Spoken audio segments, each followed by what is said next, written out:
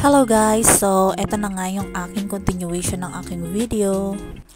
Ayan, super init ng tubig guys. Kung gusto mo mag-boil ng egg dito, for sure luto agad. So, mahangin nga ngayon. So, ganito ang sitwasyon ng paligid. Pag nagtuloy-tuloy pa guys yung lakas ng alon, matatabunan na to siya guys. Kaya sinamantala na namin nga na magpunta rito habang meron pa. And na nga ng summer season guys, pero mangilan-ngilan pa rin mga turistang nagpupunta sa lugar. Mostly sa kanila guys from Germany. Ayun nga guys, so sinamantala ko na talaga yung stay namin dito dahil bukod sa last day na namin dito sa Kos, huling hirit na rin to guys ng summer season dito sa Greece. Ayan. So super enjoy talaga ako dahil fan talaga ako ng alon. Medyo mabato nga lang guys, pero nag-enjoy talaga ako habang hinahumpas-hampas ako ng alon. Kita nyo naman yan kung gaano kalakas, diba? Isa talaga to guys sa mga mamimiss kong pamumuhay namin sa Greece, yung nakatira kami sa islands, yung malayo sa city, malayo sa traffic. Actually mula nung nakapangasawa ko ng Griego guys, naging nature lover na talaga ako. Sa sobrang nature lover ko guys, naisipan ko na talaga mag-pet ng kambing. Kaso ayaw ng asawa ko dahil yung asawa ko mahilig magtanim.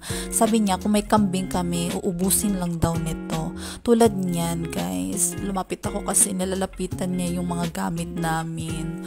Sayang nga guys, wala kaming dalang pagkain. Sobrang aamo pa naman nila. At ayun, yung isa dun nag-i-enjoy sa kanyang pag-swimming. Naman pagkain. Oh, feeling bakasyonista. Feeling pusa. Maybe, ay, may pusa sa mera. Meow, meow. Meow, meow. Not moving, he's sleeping. Like this.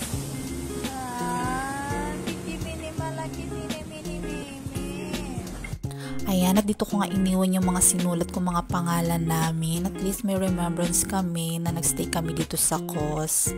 Sana pagbalik namin, hindi po namin alam kung kailan kami ulit makabalik dito. Sana nandyan pa din.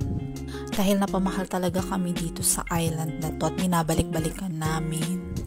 So, ayan, pauwi na nga kami. Try namin ulit dumaan dito. Medyo nakakakaba dahil sobrang lalaki ng mga bato. Pero, sige go. Ayaw na nga sana ako papuntahin ng asawa ko dito dahil nga nag-earthquake dito sa Kos. Pero dahil malayo naman yung earthquake at dahil mapilit ako, di ako papayag na hindi ako makapag-vlog dito. So, tinaloy ka na din. Ayan, pauwi na kami guys. Natapos na rin ang aming araw. Ayan, try natin mag 0.5 muna guys. Sobrang enjoy. Sana maka-visit din kayo dito. Sobrang ganda. Hindi kayo magsisisi guys. Dahil maganda yung lugar, hindi crowded.